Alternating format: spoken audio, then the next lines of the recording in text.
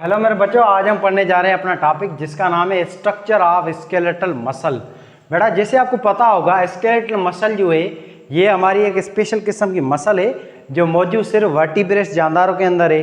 Vertebrate जानदार यानी कि फालम कॉर्डेटा वाले जानदार, और ये जो जानदार हैं आपके बर्ड्स हैं, रेप्टाइल्स हैं, मैमल्स हैं, इसके अलावा आपके फिशेज़ हैं, एम्फीबियंस हैं। ये सारे जानदार जो हैं बेटा इनको हम कहते हैं वर्टिब्रेट्स या इसको हम कहते हैं कॉर्डेटा या कॉर्डेटा वाले जानदार या एनिमल।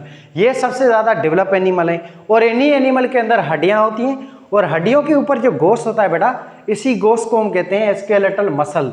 जो स्केलेटल के ऊपर हो, ढांचे के ऊपर हो, हड्डियों के ऊपर हो चढ़ा हुआ गोश्त। अब ये जो गोश्त है इसको हम पहले भी डिस्कस कर चुके थे। इसका ओवरव्यू या इसके कैरेक्टर जो हैं उसको हम पहले से, इसके पहले जो लेक्चर आपका अपलोड हो चुका था इस चैनल पे, उस पर हम पहले भी डिस्कस कर चुके हैं, तो इसको थोड़ा डिटेल से पढ़ते हैं आज बेटा। तो ये आपकी ओवरऑल है स्केलेटल मसल, और ये आपकी जो मसल है ये गोश्त है, ये आपका मांस है जो मौजूद होता है आपकी बोन्स या हड्डियों के ऊपर। अब जैसे बेटा ये हड्डी ये बोन है, इस हड्डी के ऊपर ये स्केलेटल मसल होती है जो चढ़ी होती है। जो आपका ये चेहरा है या आपके जो लिम्ब्स होते हैं, आपका ये आपकी आर्म है जिसको हम फोर लिम्ब कहते हैं, टांग है जिसको हाइंड लिम्ब कहते हैं, इसके ऊपर जो भी बेटा गोश्त होता है इस गोश्त को हम कहते हैं स्केलेटल मसल। और स्केलेटल मसल सारी की सारी एंटागोनिस्ट मसल हैं, ये पेयर में होती हैं और एक दूसरे के अपोज काम करती हैं। मिसाल है जैसे बेटा एक मसल कॉन्ट्रैक्ट होगी तो उसके नीचे वाली मसल रिलैक्स होगी, फिर नीचे वाली मसल कॉन्ट्रैक्ट होगी तो ऊपर मसल ऐसे रिलैक्स होगी, तो इसको हम कहते हैं एंटागोनिस्टिक मसल। माना पेयर में होती हैं पर काम एक दूसरे के अपोजिट करती हैं, और इन्हीं मसल की वजह से हमारी बॉडी में मूवमेंट और लोकोमोशन होती है। और ये जो मसल्स होती हैं बेटा इसके हम ओवरऑल स्ट्रक्चर को आज डिटेल में डिस्कस करते हैं। तो ये आपकी बेटा ओवरऑल मसल है। मसल है क्या है? बॉडी में आपका एक ऑर्गन है, एक आपका कनेक्टिव ऑर्गन है, और ये मसल सारा का सारा बना हुआ है प्रोटीन्स का। अब मसल को हम देखें तो मसल के बाहर बेटा लेयर होती है, कवरिंग होती है मसल के बाहर। इस कवरिंग को हम कहते हैं एपिमाइसियम। अब होता क्या है, आप जैसे ही गोश्त को देखिएगा तो गोश्त जो इसके ऊपर चमड़ी होती है बेटा, चमड़ी उतारने के बाद आप देखोगे ना गोश्त के ऊपर एक हल्की सी लेयर होती है, वो गोश्त को कवर करती है। उस गोश्त की मसल की जो आउटर मोस्ट लेयर होती है ना बेटा, उस आउटर मोस्ट लेयर को हम कहते हैं एपिमाइसियम। एपिमाइसियम का मतलब होता है outer most layer of muscle. पूरे मसल की ये ब्लैक कलर की लेयर आपको दिखाई दे रही है, इस लेयर का नाम है बेटा एपिमाइसियम। अब मसल आपने खाई होगी, ये गोश्त खाया होगा, आप जैसे हड्डी के ऊपर वाला बेटा गोश्त खाते हैं ना, आपने महसूस किया होगा कि ये गोश्त है ना धागों धागों में टूटता है, और ये बेटा धागे होते हैं, और इस मसल के धागों को हम कहते हैं बंडल, वेजिकल या हम कहेंगे फेसिकल। ये मसल्स के बंडल होते हैं और इसको हम कहते हैं बंडल्स या फेसिकल कहेंगे। तो आपकी मसल जो होती है, ये मसल जो है उसके अंदर बंडल होते हैं, ये आपको दिखाई दे रही है पूरी मसल है बेटा, और उस मसल के अंदर ये बंडल होते हैं, ये बहुत सारे बंडल होते हैं, और इन बंडल्स को हम कहते हैं फेसिकल। फेसिकल कहेंगे या मसल बंडल कहेंगे। और मसल बंडल के बाहर लेयर होती है ब्लैक कलर की, आपको दिखाई दे रही होगी। इस बेटा मसल बंडल की लेयर को हम कहते हैं पेरीमाइसियम। पेरीमाइसियम का मतलब होता है the outermost layer of fascicle या outermost layer of muscle bundle. तो आपका मसल जो है ओवरऑल वो बेटा बना हुआ है मसल बंडल का। मसल बंडल की लेयर का नाम है पेरीमाइसियम। अब मसल बंडल के अंदर अगर हम देखें तो इसके अंदर ये छोटे छोटे से आपको डॉट डॉट दिखाई दे रहे हैं, ये बेटा सेल होते हैं, ये मसल के सेल होते हैं। मसल के इस बेटा सेलों को हम कहते हैं मियोफाइबर या मसल फाइबर। ये मसल फाइबर होते हैं जिसको मसल फाइबर कहेंगे या मसल सेल कहेंगे। और मसल के सेलों के अंदर होते हैं मियोफाइबर या मियोफ्यूरल या माइक्रोफिलामेंट्स होते हैं जो इसको कॉन्ट्रैक्ट और रिलैक्स कराते हैं। तो आपकी मसल जो है वो बनी हुई है बेटा बंडल की, बंडल को कहेंगे फेसिकल, और बंडल के अंदर होते हैं सेल जिसको हम कहेंगे मसल फाइबर या मसल सेल। अब यहाँ पे बेटा हमने एक मसल बंडल को जूम किया है। मसल बंडल के अंदर आप देखें तो ये छोटे छोटे से ये आपको स्ट्रक्चर दिखाई दे रही है, ये ब्लैक कलर की, ये सेल होते हैं आपके, और इन सेलों को बेटा हम कहते हैं मसल फाइबर या मसल सेल कहते हैं। और ये मसल के जो सेल होते हैं बेटा, इसको जब हम जूम करके देखेंगे तो मसल का जो सेल होता है बेटा, ये आपको यहाँ पे जूम करके दिखाया गया है, ये मसल का एक सेल है। आप जब सिंपल माइक्रोस्कोप में या लाइट माइक्रोस्कोप में जब मसल के सेल को देखेंगे ना, तो आपको मसल का सेल ऐसे दाग या पट्टे या स्ट्रेच दिखाई देंगे। स्टेशन होता है ये। स्टेशन का मतलब है बैंड्स हो जिसमें पट्टे हो, प्रोटीन्स के धागे हो, सार्कोमेर की फॉर्म में। इस प्रोटीन के धागों को हम कहते हैं बैंड्स। और ये जो मसल्स होती है स्केलेटल मसल्स में बैंड होते हैं प्रोटीन के, और बैंड्स को हम आगे डिस्कस डिटेल में अच्छी तरह से करते हैं। इन बैंड्स की वजह से बेटा हम स्केलेटल मसल्स को हम कहते हैं स्ट्रेच मसल या बैंड मसल। और ये सारे जो बैंड्स होते हैं यही वो धागे होते हैं प्रोटीन के जो आपकी मसल को कॉन्ट्रैक्ट और रिलैक्स करवाते हैं, जिसके नतीजे में आपकी जो मसल्स हैं ये पावर पैदा करती है, फोर्स पैदा करती है, जिसके नतीजे में आप किसी भी चीज़ को पकड़ते हैं, चलते हैं, लोकोमोशन होती है, मूवमेंट होती है। आपकी बॉडी में जो टांगे हैं आपकी ये कॉन्टैक्टलेस होती हैं, ये इन धागों की वजह से होती है। इन धागों को हम कहते हैं सार्कोमेर। और ये सार्कोमेर ये धागे बने हुए फर्दर थिनोथिक फिलामेंट्स के या आपके माइक्रो फिलामेंट्स के या मियोफाइब्रिल्स के, जिसको हम आगे डिस्कस करते हैं। तो मसल जो सेल होता है बेटा, जब इसको हम जूम करके देखें तो मसल बंडल के अंदर सेल होते हैं जिसको मसल सेल कहेंगे। और बेटा ये मसल सेल यहाँ पे एक सेल है जिसको जूम किया गया है। अब ये स्केलेटल मसल जो है इसमें ये सेल होता है बेटा, और ये सेल रॉड शेप होता है, सिलेंड्रिकल शेप होता है। और ये जो मसल का सेल होता है बेटा, इस मसल के सेल के बाहर है ना आउटर एक लेयर होती है, इस लेयर को हम कहते हैं एंडोमेसियम। ये आपको बेटा आपको ये ब्लू कलर की लेयर दिखाई दे रही होगी मसल सेल के बाहर। इस ब्लू कलर की मसल सेल के बाहर जो लेयर होती है इस लेयर का बेटा नाम है एंडोमेसियम। ये यहाँ पे लिखा पड़ा है, आउटरमोस्ट लेयर होती है मसल सेल के बाहर, इस लेयर का नाम है एंडोमेसियम। एंडोमेसियम ये मसल सेल की बाहर लेयर होती है जो उसको ज़्यादा प्रोटेक्शन देती है एक्स्ट्रा। और ये जो लेयर होती है ये सारी प्रोटीन की बनी है, कोलाजन प्रोटीन वगैरह फाइब्रस प्रोटीन की। और ये जो एंडोमेसियम जो लेयर होती है बेटा, ये लेयर क्या करती है, एक्सचेंज करती है आयंस वगैरह की, सोडियम है, क्लोरीन है, पोटाशियम वगैरह है, ताकि नर्व पल्स जो है वो ज़्यादा पैदा हो सके। नर्व पल्स को भी ट्रांसफर करने में मदद देती है एंडोमेसियम, और प्रोटेक्शन वगैरह भी करती है। अब मसल जो है ये एक सेल है बेटा, और हर सेल के बाहर आपको पता है सेल मेम्ब्रेन होती है। मसल जो सेल है स्केलेटल मसल बेटा, इसके बाहर भी सेल मेम्ब्रेन है जो आपको काले कलर के दिखाई दे रही होगी, ये सेल मेम्ब्रेन होती है बेटा मसल सेल की। इस मसल सेल की सेल मेम्ब्रेन को हम कहते हैं सार्कोलीमा। सार्कोलीमा का मतलब भी होता है मसल सेल की सेल मेम्ब्रेन। मसल सेल की बेटा सेल मेम्ब्रेन का दूसरा नाम है सार्कोलीमा, या इसको हम कहेंगे मायोलीमा, या मसल सेल की सेल मेम्ब्रेन को हम कहते हैं। अब ये मसल सेल की सेल मेम्ब्रेन जो है इसके अंदर साइटोप्लाज्म होता है, हर सेल के अंदर बेटा साइटोप्लाज्म है। और ये जो मसल सेल के अंदर जो साइटोप्लाज्म पड़ा है बेटा, इस साइटोप्लाज्म को हम कहते हैं sarcoplasm.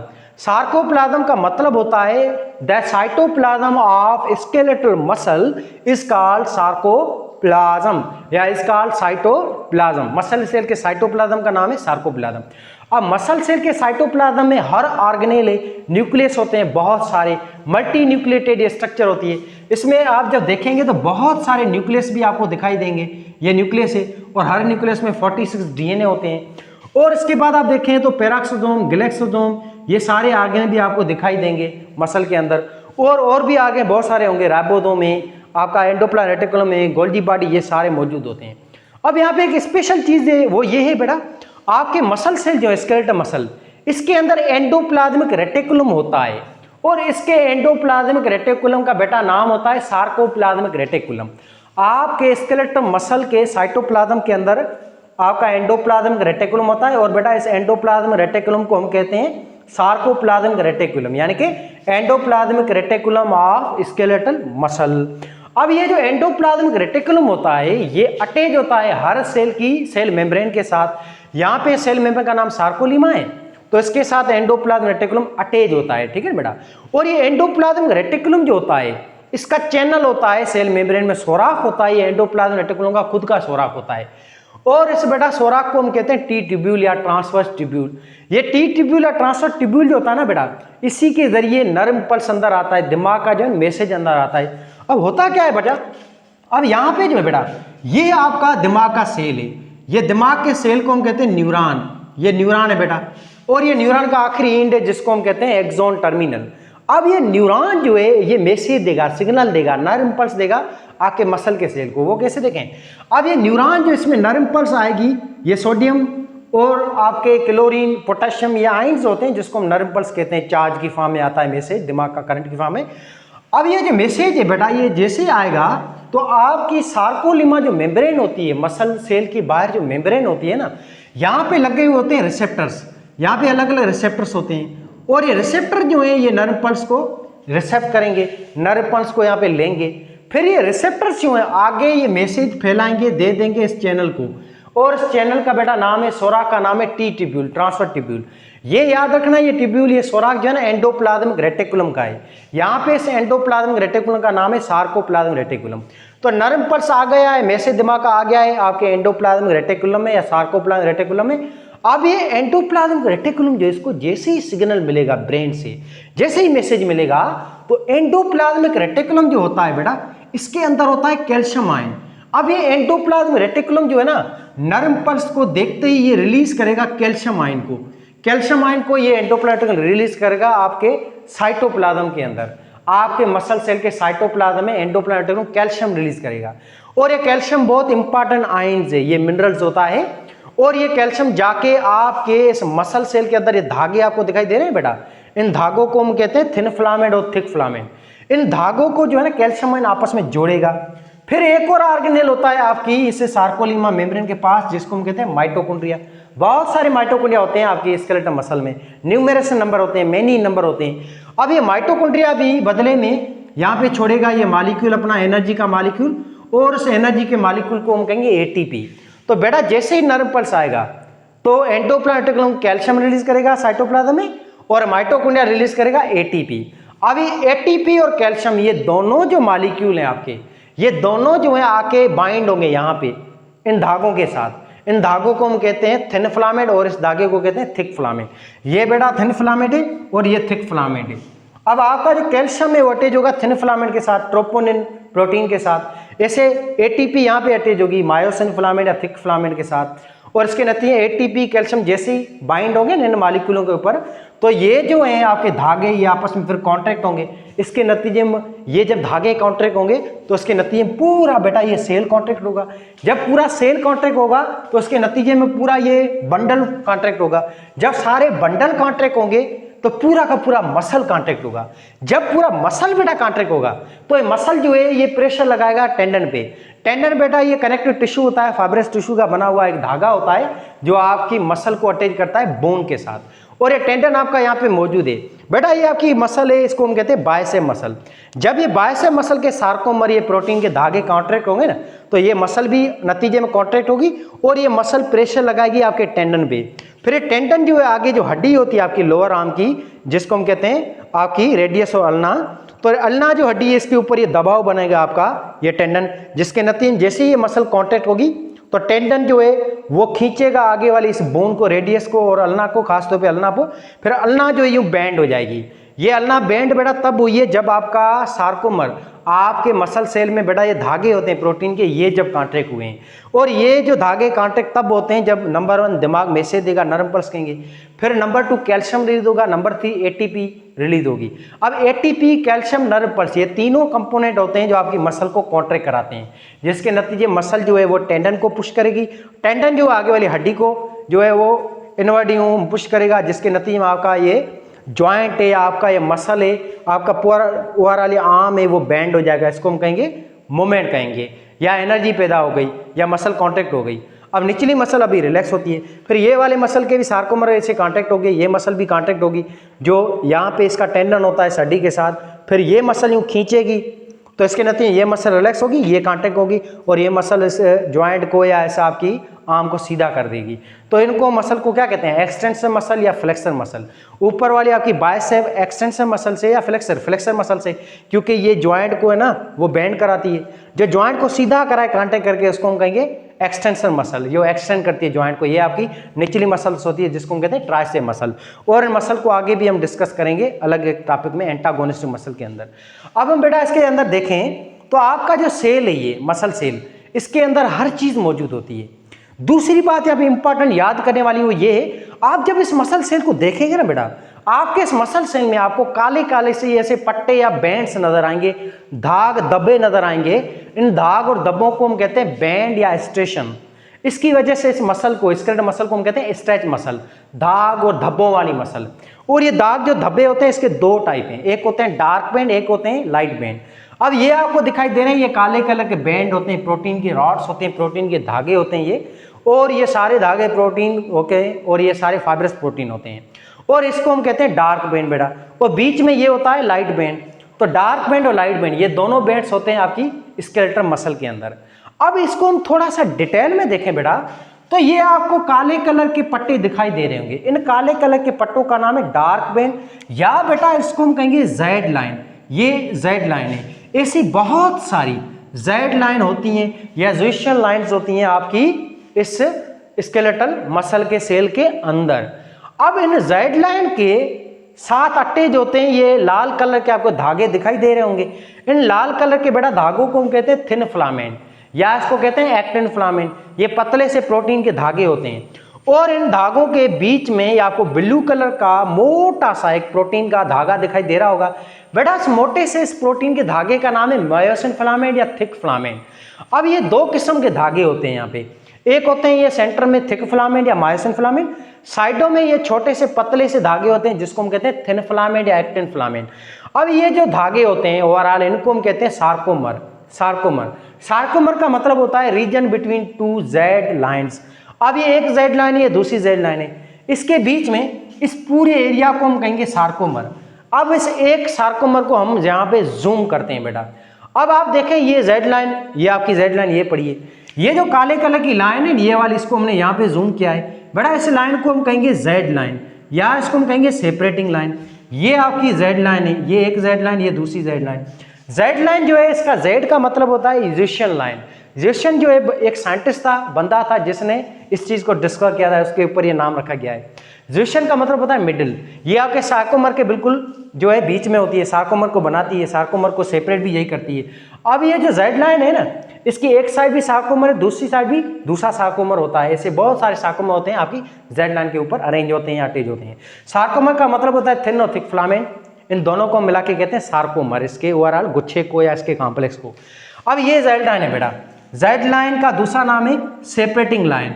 Z line is also called separating line, क्योंकि सार्कोमर को ये सेपरेट करती है। तीसरा भी इसका नाम है, इसको हम कहेंगे आपकी ओवरऑल डार्क बैंड भी इसको कहते हैं, डार्क बैंड। ये तीनों ही नाम एक ही चीज के हैं, जेड लाइन या सेपरेटिंग लाइन या डार्क बैंड। जेड लाइन के साथ बेटा ये अटैच हैं लाल कलर के, आपको ये प्रोटीन के धागे नजर आ रहे होंगे। इन प्रोटीन के धागों को हम कहते हैं थिन फिलामेंट। इन प्रोटीन के धागों को हम बेटा कहते हैं थिन फिलामेंट। ये थिन फिलामेंट है। आप थिन फिलामेंट के जब देखोगे, ये थिन फिलामेंट है बेटा। ये जो थिन फिलामेंट्स होते हैं ये पतले से प्रोटीन के धागे हैं, और ये थिन फिलामेंट जो है इसकी साइज होती है 7 से 8 नैनोमीटर। और ये बेटा थिन फिलामेंट जो होते हैं ये बने हुए 3 किस्म के प्रोटीन के, याद रखना है बात। थिन फिलामेंट जो है ये बने हुए 3 किस्म के प्रोटीन के। वो ऐसे बेटा, आप थिन फिलामेंट को जब जूम करके देखोगे ना इलेक्ट्रॉन माइक्रोस्कोप में, तब आपको ये थिन फिलामेंट जो है असल में ऐसे दिखाई देंगे। ये थिन फिलामेंट जो है ये 2 धागे होते हैं एक प्रोटीन के, जिसको हम कहते हैं एक्टिन प्रोटीन। आपका जो थिन फिलामेंट है बेटा ये बना हुआ एक किस्म के प्रोटीन का, और इस प्रोटीन का नाम है एक्टिन प्रोटीन। एक्टिन प्रोटीन के ये 2 धागे होते हैं, ये देखें ये एक ये 2 धागे होते हैं, इसको हम कहते हैं एक्टिन प्रोटीन। और इस एक्टिन प्रोटीन के ऊपर एक और प्रोटीन अटैच होता है, फाइब्रस प्रोटीन। इस प्रोटीन का नाम है ट्रोपोमायोसिन। बेटा ये ट्रोपोमायोसिन है, इसके भी 2 धागे होते हैं। ये देखें ये एक धागा है जो एक्टिन के ऊपर अटैच है, ये एक दूसरा धागा है, ये 2 धागे होते हैं बेटा। इन 2 धागों को हम कहते हैं ट्रोपोमायोसिन फिलामेंट या ट्रोपोनिन प्रोटीन के बने हुए धागे। ये भी 2 धागे होते हैं बेटा। ऐसे ही तीसरे किस्म का भी प्रोटीन होता है, इस प्रोटीन को हम बेटा कहते हैं ट्रोपोनिन प्रोटीन। और ट्रोपोनिन प्रोटीन जो है ये 3 फर्दर सब मॉलिक्यूल का बना हुआ है, 3 कॉम्प्लेक्स होते हैं। ये ट्रोपोनिन जो है ये बना हुआ है फर्दर 3 किस्म के और प्रोटीन का। ये पहला प्रोटीन, ये दूसरा, ये तीसरा। अब इसके टोटल 3 सब यूनिट होते हैं बेटा। एक सब यूनिट को हम कहते हैं सी, दूसरे को कहते हैं आई, तीसरे को हम कहते हैं T, CIT। Troponin C, troponin I, troponin T. ये बेटा 3 कॉम्प्लेक्स होते हैं, 3 किस्म के प्रोटीन होते हैं। ट्रोपोनिन के 3 टाइप हैं, troponin C, troponin I, troponin T. ये 3 किस्म के आपके ट्रोपोनिन के टाइप होते हैं। इन तीनों को मिला के ओवरऑल कहते हैं ट्रोपोनिन।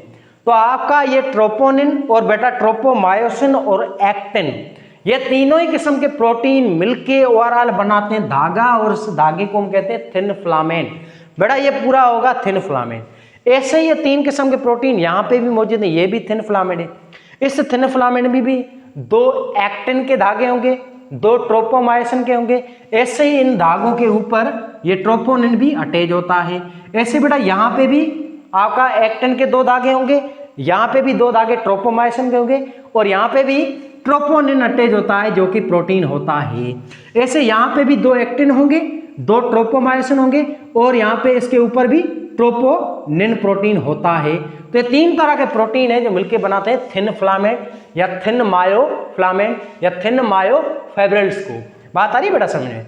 अब इन थिन फिलामेंट्स के बीच में, इन थिन फिलामेंट के बीच में ये मोटा सा ब्लू कलर का आपको धागा दिखाई दे रहा है बेटा, इस धागे को हम कहते हैं थिक फिलामेंट।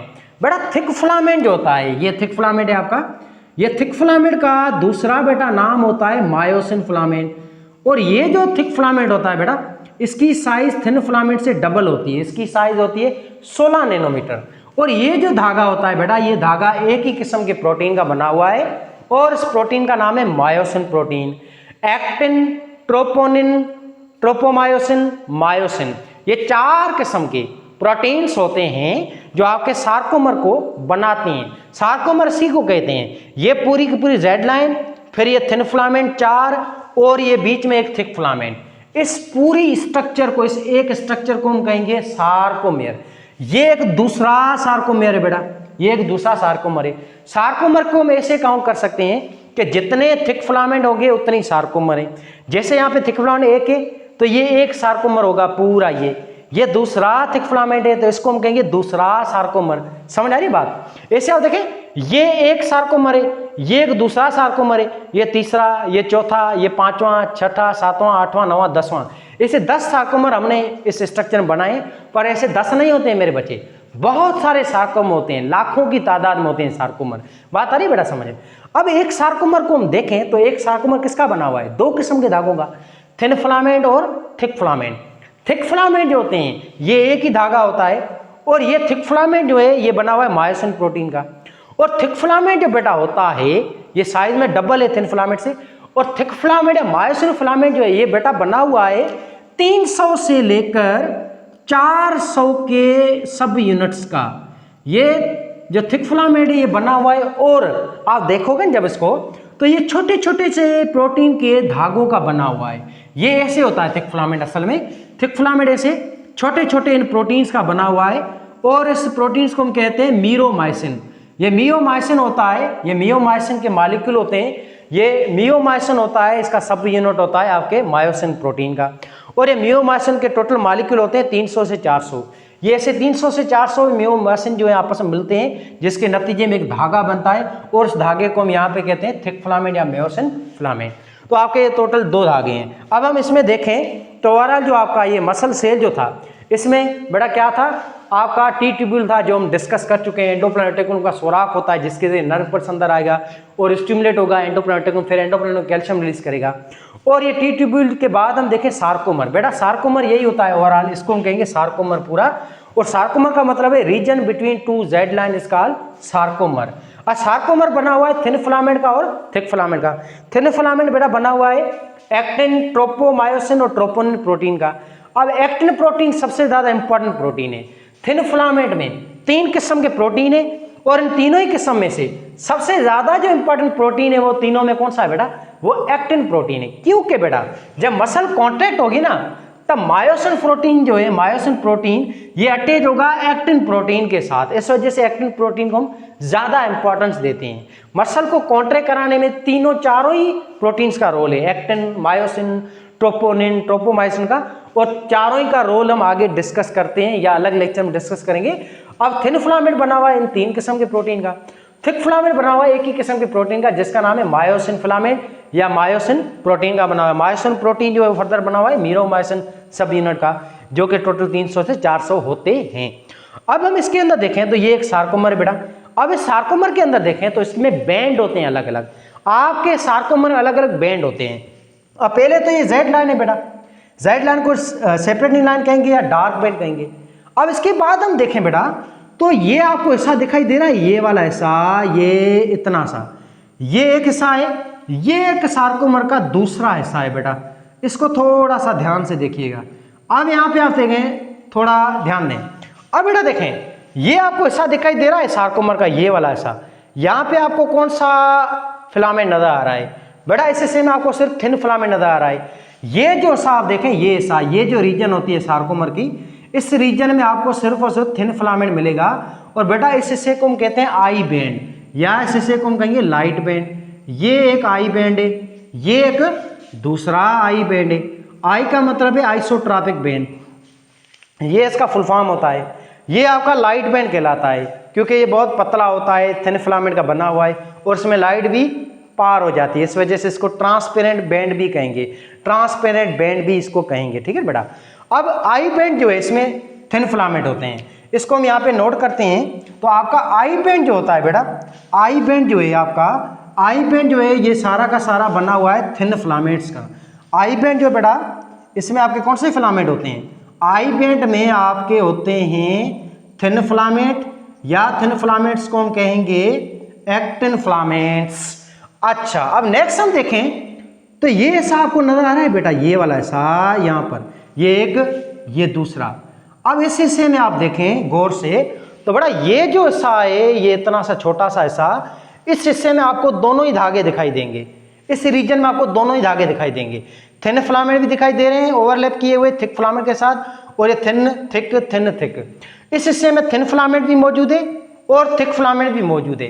तो इस हिस्से को हम कहेंगे बेटा A band, A band, A band. A band जो होता है ये वो बैंड है, ये वो जगह होती है जहां पे आपके थिन और थिक फिलामेंट दोनों अटैच होते हैं। इस हिस्से को हम कहेंगे ए बैंड। ए बैंड का मतलब है an isotropic band. A band का मतलब है वो बैंड, वो हिस्सा सार्कोमर का जहां पे थिन और थिक दोनों ही फिलामेंट आपस में अटैच हों या आपस में मौजूद हों, उस हिस्से को हम कहेंगे ए बैंड।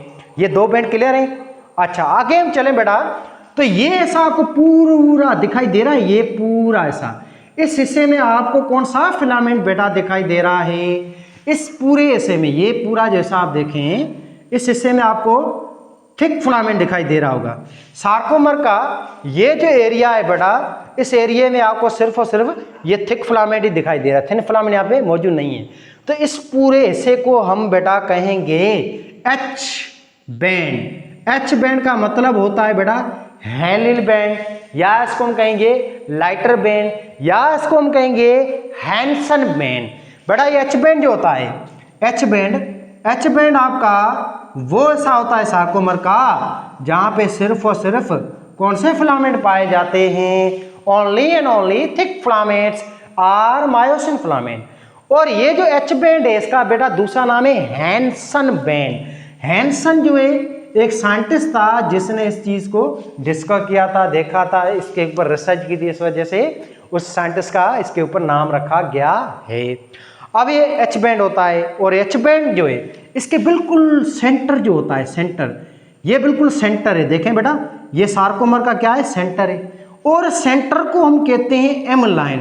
बेटा ये पूरी की पूरी इसको हम कहेंगे एम लाइन या मिडिल लाइन या एम जोन कहेंगे, यानी कि मिडिल जोन। तो मिडिल जोन जो होता है, एम जोन, ये वो ऐसा होता है सार्कोमर का जिसको हम कहते हैं सार्कोमर का सेंटर या मिडिल पोर्शन या reason of your sarcomere.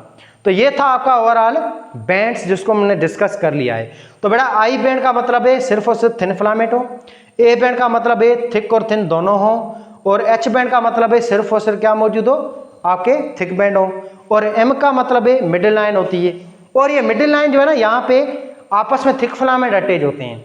Thick filament जो हैं ये आपस में अटैच होते हैं, वो इस जगह पे होते हैं एम लाइन। एम लाइन जो है ये भी एक फाइब्रस प्रोटीन होता है असल में, और इसके जरिए आपके थिक फिलामेंट यहाँ पे अटैच होते हैं। ये सेंट्रल रीजन होती है सार्कोमर की। तो ये बैंड्स वगैरह को हमने डिस्कस कर चुके हैं। अब थोड़ा सा हम ओवरव्यू करते हैं फिर से, ताकि आपको टॉपिक थोड़ा समझ में आ जाए। तो बेटा ये आपकी मसल है, इसको स्केलेटल मसल कहेंगे। स्केलेटल मसल जो होती है ये आपकी बनी हुई है मसल बंडल की, जिसको फेसिकल कहेंगे। स्केलेटल मसल की जो लेयर होती है, इस लेयर का बेटा नाम है एपिमेसियम।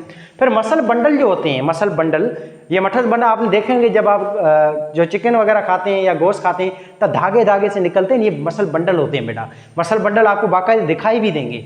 ये मसल बंडल की बाहर लेयर को हम कहते हैं पेरीमाइसियम। फिर मसल बंडल के अंदर देखेंगे तो आपके मसल सेल मिलेंगे। मसल सेल को हम कहेंगे मसल फाइबर। तो आपकी मसल बनी हुई है मसल बंडल की, मसल बंडल बना हुआ मसल सेल का या मसल फाइबर का। मसल फाइबर की आउटर जो लेयर होती है उसका नाम है एंडोमेसियम, और इसकी सेल मेम्ब्रेन का नाम है सार्कोलीमा। फिर मसल सेल को आप देखोगे तो इसमें साइटोप्लाज्म है जिसका नाम है सार्कोप्लाज्म, और इसमें एंडोप्लाज्म रेटिकुलम है जिसका नाम है सार्कोप्लाज्म रेटिकुलम, जो कि कैल्शियम रिलीज करेगा, और माइटोकॉन्ड्रिया भी होते हैं जो एटीपी रिलीज करेंगे, कैल्शियम और एटीपी दोनों इन धागों को आपस में कॉन्ट्रैक्ट कराएंगे। अब आगे हम देखें तो ये आपके जो मसल जो है इसमें साइटोप्लाज्म है, साइटोप्लाज्म में धागे होते हैं, और ये धागे जो है थिन फिलामेंट जो है ये जुड़े होते हैं, जेड लाइन के साथ अटैच होते हैं, और ये थिन फिलामेंट जो है ये बने हुए हैं अगेन 3 किस्म के प्रोटीन की। मेन प्रोटीन एक्टिन है जिसके 2 धागे हैं, इसके ऊपर ट्रोपोमायोसिन होता है, ट्रोपोमायोसिन के ऊपर ट्रोपोनिन अटैच होता है। अब इनके काम को हम अलग से एक लेक्चर में डिस्कस करेंगे जिसको हम कहेंगे muscle contraction relaxation, cross bridges वगैरह कैसे बनती हैं। अब नेक्स्ट हम देखेंगे तो इसमें थिक फिलामेंट होते हैं सेंटर पे, और थिक फिलामेंट बने हुए ओनली मायोसिन प्रोटीन के। थिक फिलामेंट की साइज डबल होती है थिन फिलामेंट से, और ये बने होते हैं 300 से 400 सब यूनिट के जिसको हम कहते हैं मियोमायोसिन, और ये मियोमायोसिन है जो थिक फिलामेंट या मायोसिन फिलामेंट को बनाता है। अब नेक्स्ट हम देखें बेटा तो ये सारी आपकी लेयर थी, इस लेयर को भी हम डिस्कस कर चुके हैं। अब फिर आते हैं बैंड। बड़ा आई बैंड हम कहते हैं वो ऐसा जहाँ पे सिर्फ और सिर्फ क्या मौजूद हो, थिन फिलामेंट। फिर होता है आपका ए बैंड जहाँ पे थिन और थिक दोनों हो। फिर आता है एच बैंड जो आपके सेंटर पे होता है जहाँ पे सिर्फ और सिर्फ थिक फिलामेंट या मायोसिन फिलामेंट होता है, और उसके सेंटर को हम कहते हैं एम लाइन या मिडिल लाइन। और ये 5 सेकंड के लिए वीडियो में रखूंगा ताकि आप स्क्रीनशॉट ले सको, और कोई भी कंफ्यूजन हो मेरे बच्चे किसी भी टॉपिक में, इस टॉपिक में या किसी भी टॉपिक में, वो कमेंट करना क्वेश्चन, वो उसका मैं आपको आंसर दूंगा, कोशिश करूंगा मैं अच्छी तरह से, ठीक है बेटा।